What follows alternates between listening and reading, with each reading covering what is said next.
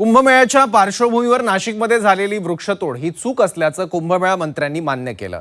झी24 तासच्या to the point with Kamlesh Sutar या विशेष मुलाखतीत बोलताना गिरीश महाजनांची वृक्षतोड ही चूक होती अशी कबुली दिली आहे। ज्यानंतर नाशिक वृक्षतोड करणाऱ्यांवर कारवाईची मागणी आता होऊ लागली आहे।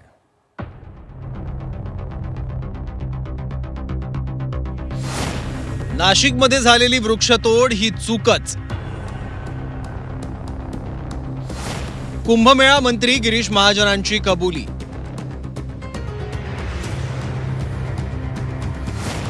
दोषींवर का कारवाई? पर्यावरण प्रेमींचा सवाल।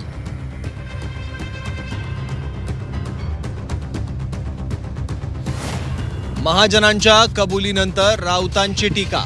गिरीश महाजनांचा नाशिकची झाडं तोडण्याला एवढा अट्टहास का होता? माझा कुठेच अट्टहास नव्हता, खरं चूकच होती ती। नाशिकचे कुंभमेळा मंत्री गिरीश महाजनांची ही कबुली। झी24 तासच्या to the point with Kamlesh Sutar या विशेष मुलाखतीत नाशिकमधील वृक्षतोडी संदर्भात प्रश्न विचारला।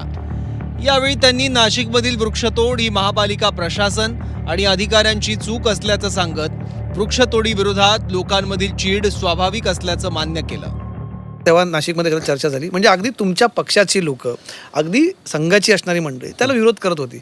मग गिरीश महाजनांचा नाशिकची झाडं तोडण्याला एवढा अट्टहास का होता? माझा कुठेच अट्टहास नव्हता, खरं चूकच होती ती झालेली चूकच होती। ज्या पद्धतीने महापालिकेने सगळ्या घणावरती अलिबाबा 40 सारख्या सगळ्या खुणा मारल्या, त्याच्यावर नंबर टाकले, 1 पासून तर 500, 700, 800 पर्यंत मोठमोठ्या झाडांवर, ती तोडायचीच नव्हती। ती कधीच तोडू शकत नाही आम्ही। ती चूक त्यांच्या लक्षात आणून दिली की तुम्ही हे काय केलं, कशासाठी केलं तुम्ही?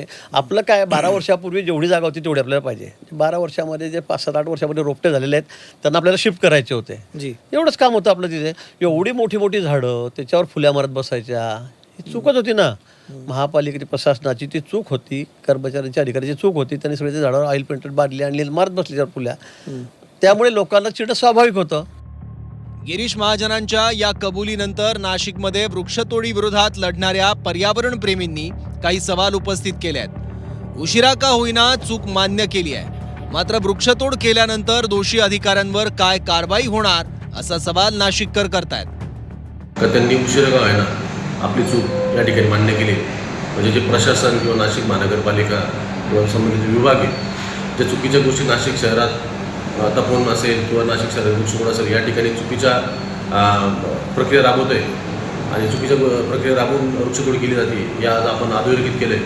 तर यात आम्हाला तुमची सर्व पर्यावरणप्रेमींची मागणी हीच आहे, ह्या दोषी व्यक्ती असेल, दोषी संस्था असतील, विभाग असतील, त्या सर्वांवर आपण आता कठोर कारवाई करावी। जर ही चुकीची मंत्री महोदयांना असं वाटतंय की हे खरंच चुकीचं आहे, तर त्यांनी ह्या सगळ्या अधिकाऱ्यांवरती काय कारवाई करणार हे स्पष्ट करावं। त्यांनी त्यांच्यावरती मनुष्यवधाचा गुन्हा दाखल करावा, उच्च न्यायालयाचा अवमान केल्याचा गुन्हा दाखल करावा। तसेच आम्हाला म्हणजे 17 लोकांना 6 एप्रिल रोजी दिवसभर अवैधपणे पोलीस स्टेशनमध्ये अडवून ठेवण्याचा काय कारवाई केली पाहिजे त्याबद्दल जाब विचारा। त्याचवेळी संजय राऊतांनीही गिरीश महाजनांच्या कबुलीवरून हल्ला चढवलाय। गिरीश महाजनांनीच ही वृक्षतोड करायला लावल्याचा आरोप संजय राऊत यांनी केला।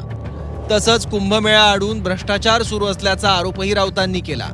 राऊतांच्या या आरोपांवर महाजनांनी राऊतांना मॅन्युफॅक्चरिंग फॉल्ट म्हटलंय। बेफाम पद्धतीनं हे जे कुंभमेळ्याचे प्रमुख आहेत,